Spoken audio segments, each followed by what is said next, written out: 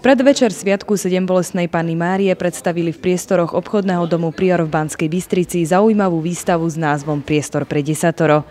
Išlo o kontroverzné spracovanie desatora Božích prikázaní, ktoré chcel autor predstaviť publiku trochu inak. Každý deň o nich počúvame, ale málo kto podľa nich žije.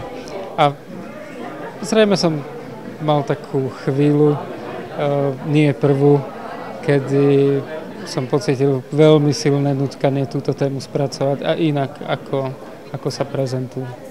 Proste sa nedodržiavajú tak, ako by sa mali. Každý deň sú nejaké správy o tom, že sa porušujú a že ich porušujú práve tí, ktorí rozširujú a mali by byť príkladom. Séria obrazov je vytvorená technikou do maľby fotografie. Ide teda o kolorované fotografie zobrazené 3D technológiou, ktoré záujemcovia môžu vidieť len prostredníctvom špeciálnych 3D okuliarov. Tá fotografia vzniká tak, že jedna scéna sa odfotí z dvoch uhlov, vlastne z dvoch uhlov zo strany ľavého oka a zo strany pravého oka. A potom tieto dve fotografie sa spájajú do jednej cez špeciálny softvér, ktorý to dokáže. A následné spojenie dochádza vlastne až v mozgu človeka, ktorý sa pozerá cez tie okuliare, kde, keď si všimnete, sú tam tie zelené a červené okraje a tieto okuliare pre jedno oko zablokujú, pre druhé nie. A takisto je to aj s tou druhou farbou. A tým vlastne mozog je tak trošku oklamaný a vlastne on vytvára ten 3D efekt. My sme mali scénu, ktorá bola pripravená.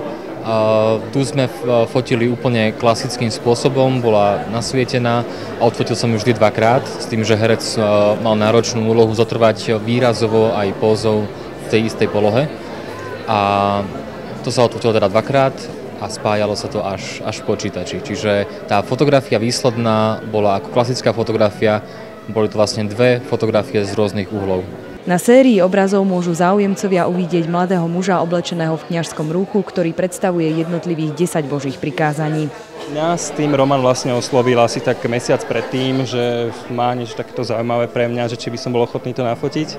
A mňa to celkom zaujalo, vzhľadom k tomu, že je to celkom kontroverzné a ja mám takéto veci dosť rád, tak ma to zaujalo, tak som to určite do ponuku prijal. Vidím to teraz prvýkrát.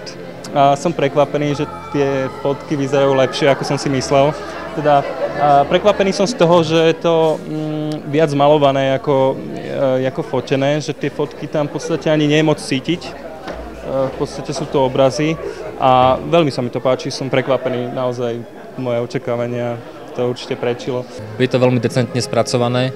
Ale nie je to kritika jednoznačná, je to kritika, ktorá práve podnecuje diskusiu. Takže to sa mi na tom páčilo, že nič na tých obrazoch nie je povedané priamo. Mnohé fotografie som ani nespoznal najprv. To dotvorenie akrylovými farbami im dalo úplne iný nádych a bolo to pre mňa o to zaujímavejšie, pretože som zvyknutý na nejaký digitálny postproces, prípadne klasický filmový, ale takúto kombináciu fotografia a maľba som ešte ani nevidel, priznám sa, a nie to ešte na svojich fotografiách, takže príjemne prekvapený som bol. Na výstavu boli pozvaní okrem širokej verejnosti aj čelní predstavitelia cirkvi. My sme ich nielenže pozývali, ale žiadali sme ich, aby si pripravili nejakú krátku správu pre nás všetkých, ako vnímajú túto tému oni. Je tu pán zástupca zo židovskej obce a všetci ostatní sa ospravedlnili. Som veľmi rád, že som bol pozvaný na túto mimoriadnu výstavu. Už z toho dôvodu, že tento mladý umelec má svoj pohľad aj na iné veci, ako sú bežné. Myslím si, že dôležité je, že má slobodu toho pohľadu a jeho generácia túto slobodu dostala už pri krste. Žiaľ, moja generácia sme túto slobodu, prejavu a možnosti dostali už len do dôchodku, do penzie. Prvýkrát vidím takéto niečo, presne je to pre mňa niečo nové, ale zase posúva toto umenie trošku ďalej. Je to aj na zamyslenie, ale myslím si, že má to niečo pravdy aj s realitou. Som rada, že sa fakt veľmi odvážil takéto niečo prezentovať aj verejne a mrzí ma, že teda tí prednostovia cirkvi neprišli a nevyjadrili, alebo teda aspoň nejak diskutovať mohli. Pochopiť autora presne to je ťažké. Na tieto veci ja som prvýkrát to pozeral, bolo to dobré a viac k tomu vám. Čo sa týka spracovania tej témy Desatora Božích prikázaní? No, to je vynikajúce. Výstavu s názvom Priestor pre desatorov si môžete v obchodnom dome Prior v Banskej Bystrici pozrieť až do 17. októbra.